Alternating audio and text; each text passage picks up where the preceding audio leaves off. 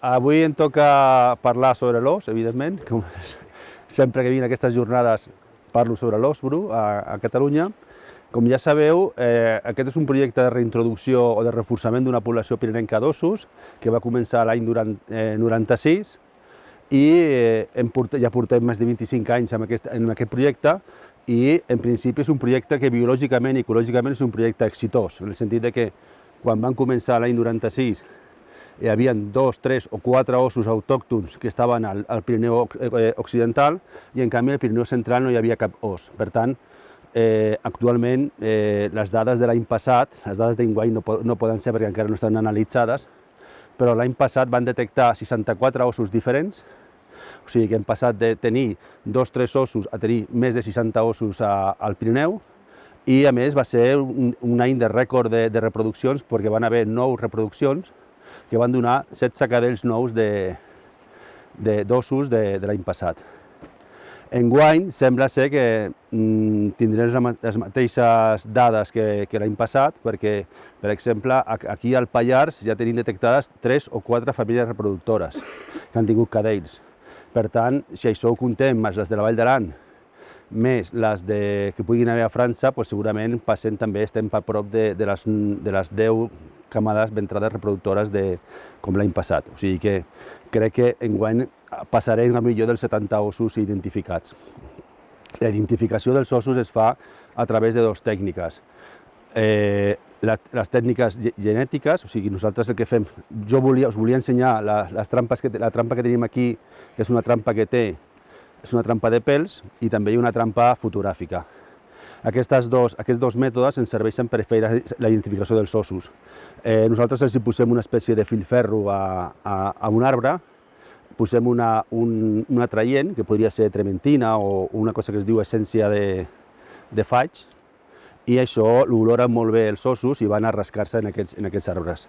I a més, col·loquem una càmera fotogràfica en aquesta trampa de pèls perquè així tenim la identificació genètica d'aquest animal, si es rasca i tenim una bona mostra de pèls, i a més tenim la fotografia o el vídeo d'aquest animal. Per tant, és molt important saber moltes vegades, per exemple, si es veu una femella amb cadells, amb un vídeo podem veure si la femella s'ha rascat o no s'ha rascat, podem veure si s'ha rascat un cadell o s'han rascat els 2 cadells, o només la femella o només els cadells, depèn.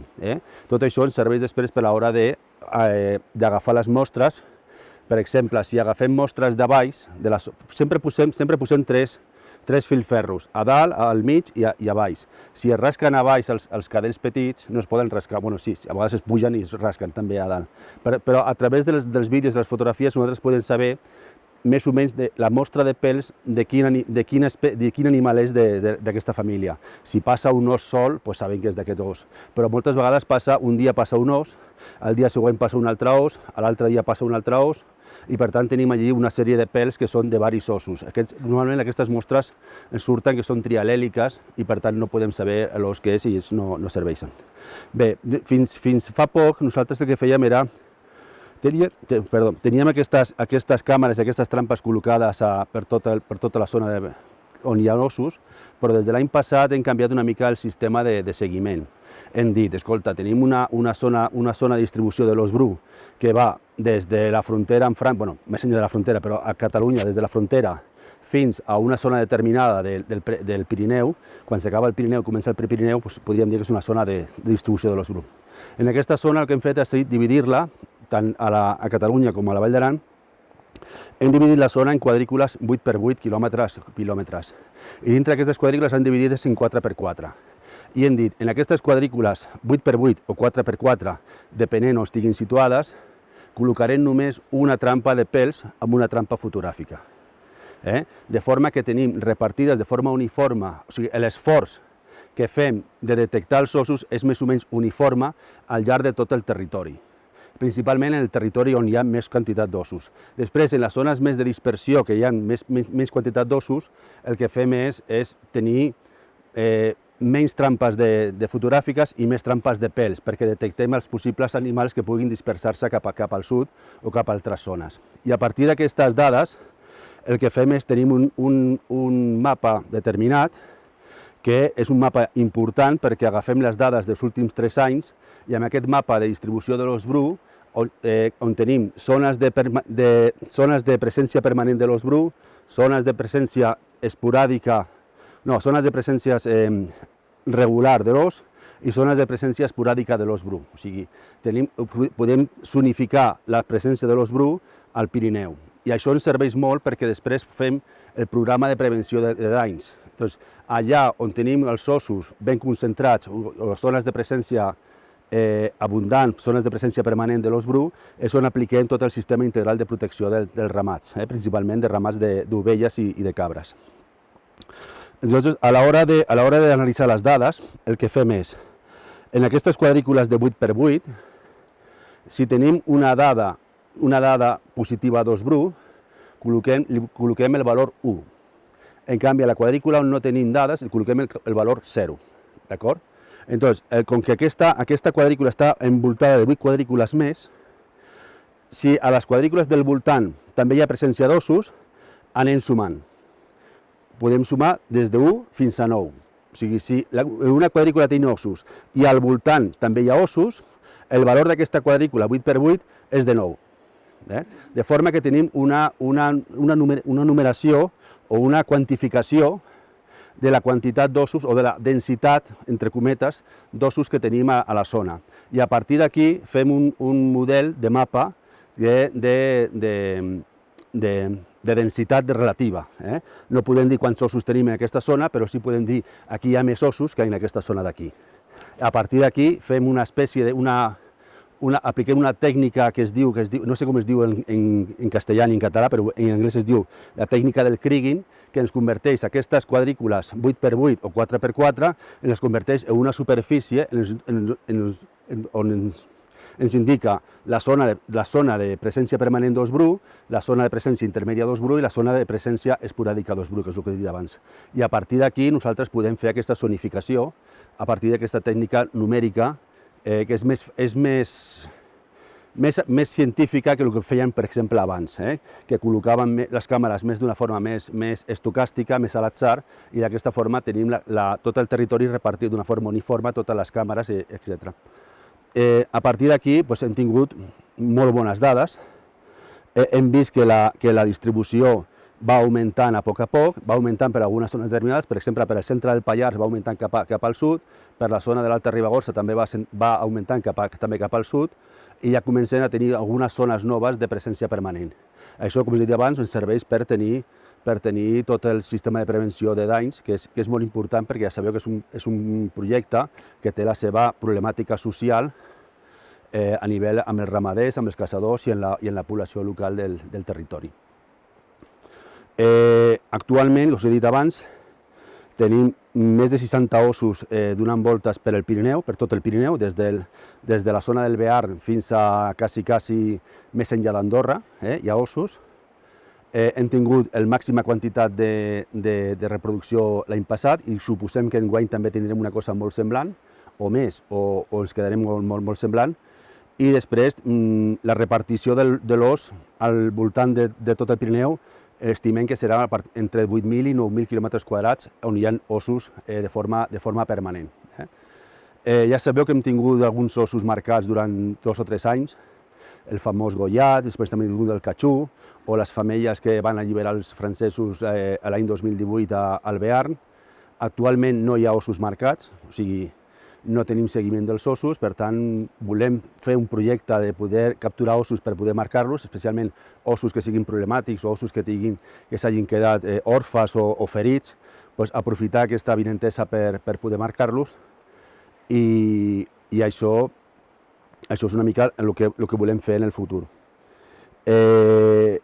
No sé ja explicar-vos alguna cosa més, però si voleu, jo crec que el que és la nova metodologia us ho acabo d'explicar, hagués estat millor explicar-lo amb un PowerPoint i veure tots els mapes i tot això. Tampoc he volgut portar els mapes per ensenyar-los aquí perquè tampoc té sentit, almenys en la meva presentació, però bueno, ja us queda clar que hem passat d'una metodologia menys científica, podríem dir, a una metodologia molt més estructurada, a base de quadrícules, etc. Tenim les quadrícules 8x8 o 4x4 perquè els francesos ja l'havien començat a aplicar I el que no volíem és fer una cosa diferent als francesos, sinó continuar les seves quadrícules i continuar-les al costat català. Això no ho fan encara ni a Navarra ni a Aragó, però suposo que en el futur també ho faran i tindrem tot el Pirineu quadriculat amb aquestes quadrícules i podrem fer un esforç similar a tot arreu. I amb això ens dona una uniformitat de totes les dades i tots els resultats. Si teniu alguna pregunta a fer, penso que és millor que us pugui contestar coses que teniu algun dubte, doncs cap problema. Tota la informació que acumuleu a les càmeres, Sí. s'analitza només mirant-nos? No. A veure, se m'ha oblidat algunes cosetes. A veure, a part d'aquesta metodologia, nosaltres el que hem fet també és tota una aplicació de SIG, en el sentit que totes les persones que col·laboren en el seguiment, col·laboren no, que estan treballant en el seguiment, que són els agents rurals, l'equip de Forestal Catalana, també personal de parcs naturals o de parcs nacionals i a vegades alguns col·laboradors, el que fem és des del mateix camp, o sigui, la persona ve aquí a revisar el parany i les dades que treu d'aquest parany directament les posa en una aplicació, una app, una aplicació directa i va a una taula Excel que tenim centralitzada. Per tant, totes les dades surten d'aquí, inclús les fotografies que surten a les fotos també es poden passar directament a la taula.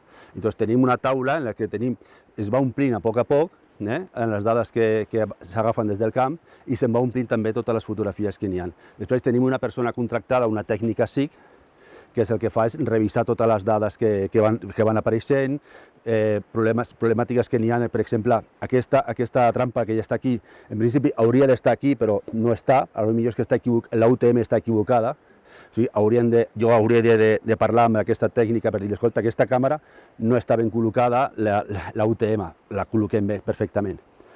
I el que m'has preguntat era que... Si tota aquesta informació, si a més d'ous, feu seguiment d'altres... Sí, el que fem nosaltres és, des de fa molts anys ja, 7 o 8 anys, el que fem és guardar tota la informació. Nosaltres a Catalunya guardem, a la Vall d'Aran no la guarden, no, és una altra administració, però nosaltres la guardem. Nosaltres tenim totes les dades de l'os bru i tenim totes les dades de la resta d'animals que apareixen, o sigui, ungulats, carnívors, esquirols, llebres, tot. Inclús també surten picots, etc. de tot. Galls fets també surten. Tot això està guardat. Doncs el que fem és analitzem les dades i les anem guardant en un Excel. O sigui, tal dia va aparèixer un gat fer, que ara estem fent estudis de gat fer a Catalunya, va aparèixer un gat fer a tal hora, tal dia, la temperatura d'aquell moment era tal, etc. I tenim tantes fotos, tot això s'està guardant. Anem una mica retrasats perquè tenim fins al 2019 tot això acumulat, però ens falta fer el 2020 i el 2021 que encara no estan analitzades, però les guardem. Va ser una obligació que vaig imposar perquè no podem perdre tota aquesta informació que hi ha i tenim milers i milers de fotografies i de contactes amb espècies. Si algú volgués treballar, cap problema. Jo he treballat algunes vegades amb becaris de treballs de fi de màster i coses d'aquestes que m'ajuden a analitzar totes aquestes dades i hem fet alguna petita publicació, etc. Però aquestes dades són dades públiques, dades de l'administració i, per tant, si es demanen, nosaltres tenim l'obligació de facilitar-les. I en comparació amb el sistema cantàbric, la densitat d'ossos allà i aquí, com és? La densitat d'ossos aquí és més petita que allà, perquè allà quasi tenen una mica més de distribució i tenen més espai, no sé si tenen entre 10.000 i 15.000 quilòmetres quadrats de distribució de l'os bru, però allí tenen una població de més de 300 ossos. En els últims anys aquesta població d'ossos del Cantàbric s'està dispersant bastant, estan apareixent ossos on mai hi havia, on a temps històrics hi havia ossos i que portaven 50 o 60 anys que no hi havia ossos i ara estan apareixent. Per tant, és una població que ha arribat a un màxim de capacitat de càrrega i ara s'està expandint principalment cap al sud i cap a Galícia. Aquí no tenim aquest problema, aquí tenim 64 ossos en tot el Pirineu, que en principi sembla que 64 ossos són molts ossos, però en tot el Pirineu són molt pocs ossos. El que passa és que la major part d'aquesta població està concentrada aquí, al Pirineu central, a la zona que és Vall d'Aran, Pallars i tota la zona colindant que tenim a França. Aquí està la major part dels ossos. Aquí hi ha, si hem estimat 64 ossos, entre 55 i 60 estan aquí, perquè la resta estan al Bearn, 2, 3, 4, 5, no hi ha més. La resta tots aquí. Això és el que passa, que a tot el Pirineu tenim molts ossos, sembla que hi ha pocs ossos al Pirineu, però en aquesta zona determinada sí que hi ha una gran concentració d'ossos. Santi, teniu estimada l'evolució per arribar a la capacitat màxima? No, això és una pregunta que sempre ens diuen, fins quants ossos podem o tenim pensats acollir? No tenim pensat res, o sigui, no ho sé. O sigui, les estimes és que amb la progressió que tenim actualment, quan faig alguna taula, alguna gràfica que t'està dient des d'aquí fins aquí hem passat de 3-4 ossos a tenir 64, hi ha un creixement de 1,1. O sigui, cada vegada, cada any més, hi ha un 10% més d'ossos que l'any passat. Per tant, amb aquest augment de la població, pensem que dintre a l'any 2029 o 2030 la població pot ser 120-130 ossos, de forma biològica, o sigui, de forma ecològica, en el sentit de dir, bueno, la població aquesta va creixent d'aquesta forma i arribarà allà.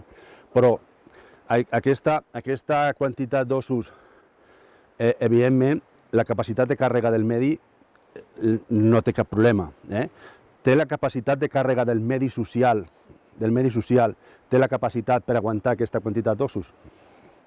Ara mateix no. O sigui, ara mateix tenim 60 ossos, ara mateix si de sobte l'any que ve tinguessin 120 ossos seria impossible, seria un caos.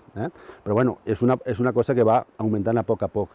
Això és un càlcul teòric, potser no arribem a això. De moment estem veient, jo estic comprovant que aquest augment teòric de la població no se correspon a el que estem veient.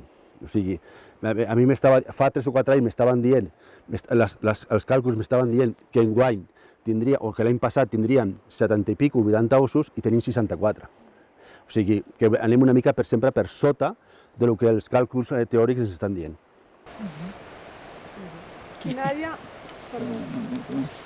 d'alimentació més o menys necessita un os? Bueno, normalment tenen àrees d'espais vitals, que es diu en català, no es diu àrees de campeig, es diu espais vitals, perquè van consultar-ho a l'Institut d'Estudis Catalans, d'uns 80-100 quilòmetres quadrats. És la zona que l'animal es mou, perquè has de tenir en compte que l'os té un cicle vital molt diferent al llarg de l'any. O sigui, l'animal, quan es desperta de la seva cova d'hibernació, necessita proteïnes, va buscant aquí, l'alimentació que té a la primavera és molt diferent a la que té a l'estiu o la que té a la tardor, i va buscant zones diferents es va movent per tot i es creuen. No és un animal territorial, no és un animal que diguis jo estic en aquest territori i no permeto que entri altres ossos, no. El que passa és que quan es troben dos ossos mascles o dos femelles, el que sigui, sí que hi ha una interacció, no s'aguanten. O sigui, si està un os mascle i es troba un os subadult, l'espanta. A vegades, quan hi ha una gran font d'alimentació, per exemple, a la tardor, hi ha boscos on hi ha molta producció de fages o de glans, etc., poden haver concentració d'ossos i es toleren, perquè hi ha aliment per tots. No és territorial, però no és un animal que estigui en grups. L'únic grup que és la femella amb els cadells, o el mascle i femella quan estan en període de cel. I quina és la vida mitjana d'un os? Arriben com a màxim a 30 anys. O sigui, per exemple, el mascle papillon, que és el gran mascle que hi havia autòcton, que es va morir el 2004, quan es va morir van veure que tenia 29 anys. El mascle piros, que és el que van reintroduir l'any 97, tenia 7 o 8 anys quan el van reintroduir, es va morir l'any 2017, sembla que va ser. I també sortia entre 28 i 29 anys. Quan arriben a aquesta edat, ja a partir dels 25 anys, ja comencen a ser animals vells i de seguida entren en una fase ja de deteriorament i es moren. És molt important el tema de les dents. O sigui, quan un os se li desgasten totes les dents, ja no pot menjar. si no pot menjar, es mor de seguida. Notícia aquell atac a Cantàbria, la coneixes? Sí, de que han atacat una senyora. Clar, era com molt estrany, no? Si teniu alguna referència... Bueno, sembla ser que a veure, la notícia al final, la recerca que es va fer per part de la Fundació Oso Pardo o dels agents rurals d'allà, és que la senyora, la culpa va ser de la senyora, que no sé què va fer, però bueno, jo donar-li la culpa a la senyora de que li ataqui un os no crec que sigui el correcte. Bueno, perquè la senyora no ha de saber també com s'ha de comportar davant d'un os, no té aquesta obligació. Però bueno,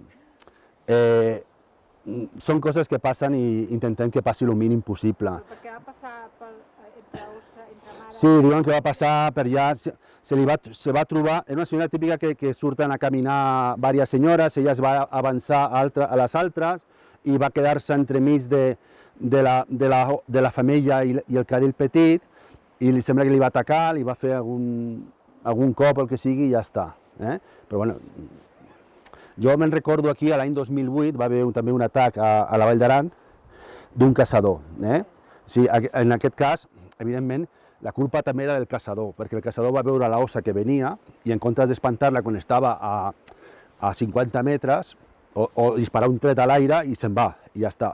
Va esperar que l'ossa li arribés al costat i quan estava al costat és quan va començar a espantar-la. Si tu espantes a una ossa quan estàs a 4 metres de l'ossa, és pitjor perquè l'ossa pensa que tu l'estàs atacant, entonces es defensa. I és el que va fer aquella ossa, li va atacar, li va fer un cop, li va fer una esgarrapada al braç, el va caure i al caure es va trencar la cama. I ja està. La culpa era del senyor, sí, bueno, però el senyor tampoc no tenia per què saber com actuar davant d'un os. Jo sé teòricament com actuar davant d'un os, m'entens o no? Però no sé com actuaria. Jo teòricament sé com actuar. Ara ho estava parlant amb qui ho estava parlant? Amb tu. Diu, si tens una càrrega d'un os, quan te carrega un os, te diuen, tu t'has de quedar quiet. Intentar no mirar l'os fixament, quedar-te quiet, no sé què, tal i qual. I l'os, quan arriba a 2 metres o 3 metres de tu, s'atura. Diu, però jo no em quedaré. Jo no em quedaré. Jo sé, i és el pitjor, perquè si surts corrent, l'os corre més que tu. Aquest és el problema. Però sí que és així, perquè hi ha vídeos de càrregues d'ossos i que s'aturen als 3 o 4 metres, m'entens o no? Però clar... Sí. Sí, nosaltres tenim el tricti de com comportar-se en un país amb ossos i què has de fer davant d'una presència d'aquestes, i tot això està molt ben explicat teòricament, però jo crec que jo no em quedaria. Però bueno, jo tinc molt clar que si jo veig un os a estar a 50 metres, el que faig és espantar-lo des de 50 metres, fer tot el possible que et vegi. L'important és que l'os et vegi a tu. El que no pot ser és que l'os arribi al costat teu sense veure't. Llavors és quan s'espanta ell, i si ell s'espanta és quan t'ataca. Però si està a 50 metres i tu et deixes veure, comences a parlar fort, ell et detecta i se'n va. Els ossos no volen atacar les persones, evidentment. No, és millor que et vegi. És millor que et vegi bé. No,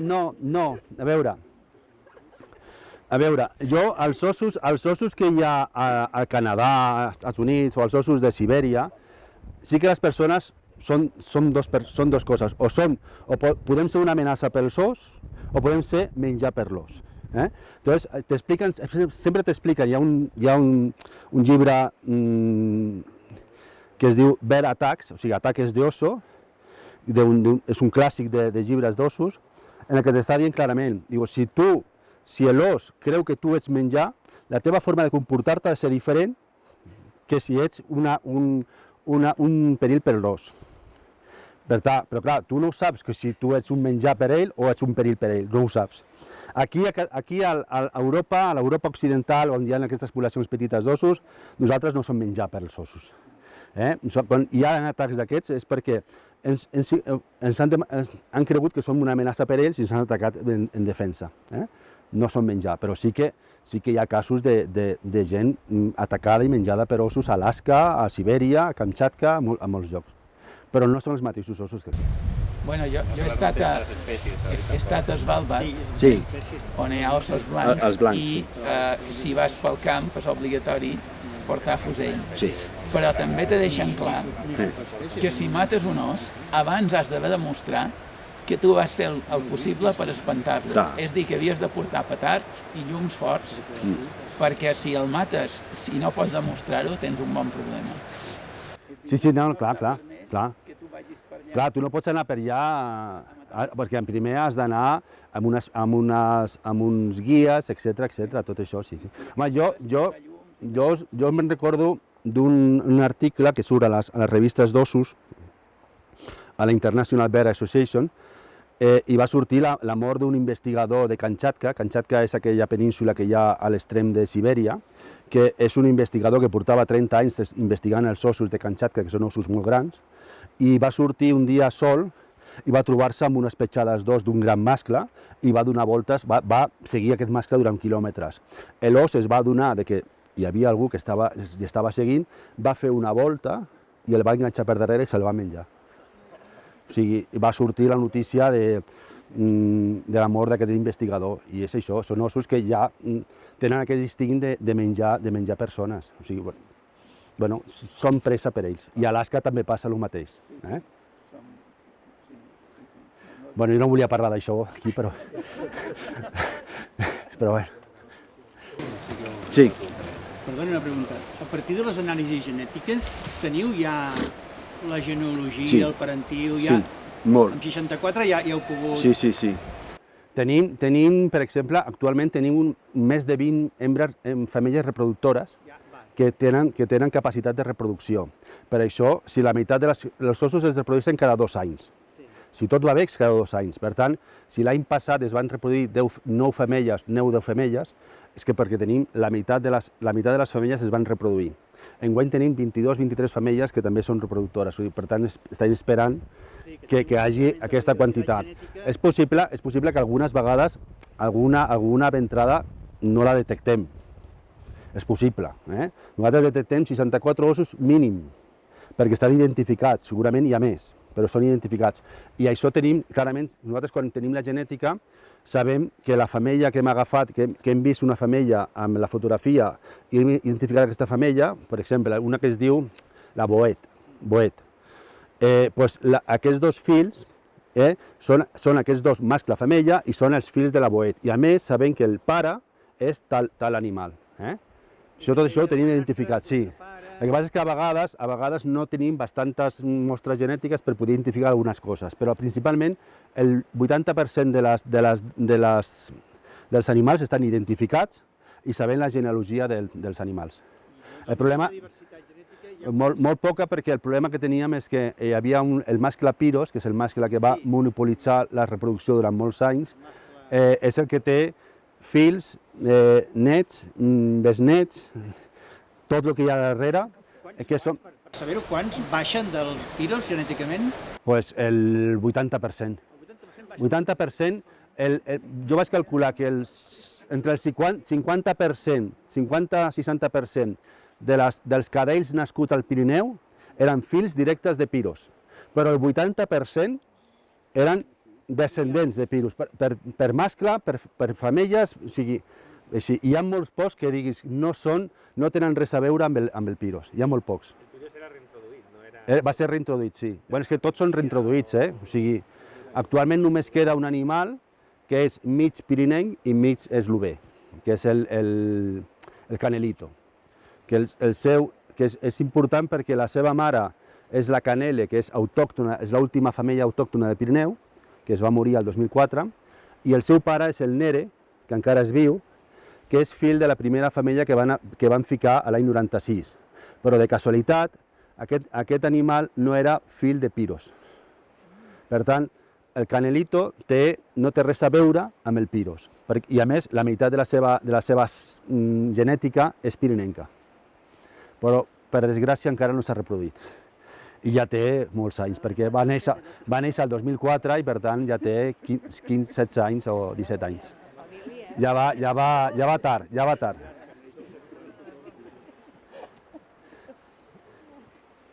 Alguna pregunta més?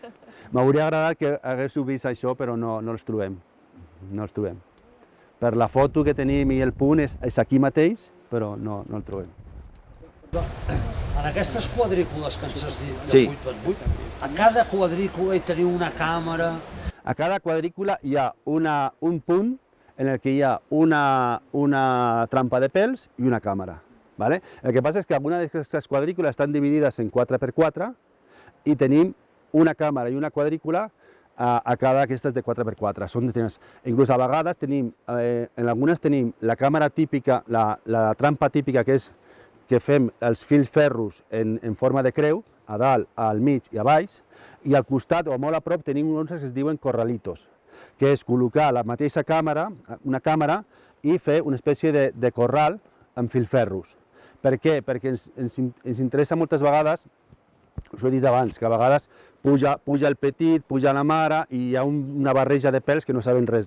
Doncs amb aquests corralitos veiem per on entra la mare, per on entra el fill, per on entra un altre. Doncs allà anem a mirar aquelles zones determinades on han entrat a veure si hi ha pèls. I si aquest pèl d'aquí només ha entrat el petit, sabem que és pèl del petit. Per tant, ja ho podem identificar d'una forma diferent que la resta. O sigui, fem la metodologia general, però dintre de la metodologia general hi ha algunes petites variacions perquè volem buscar algunes coses concretes.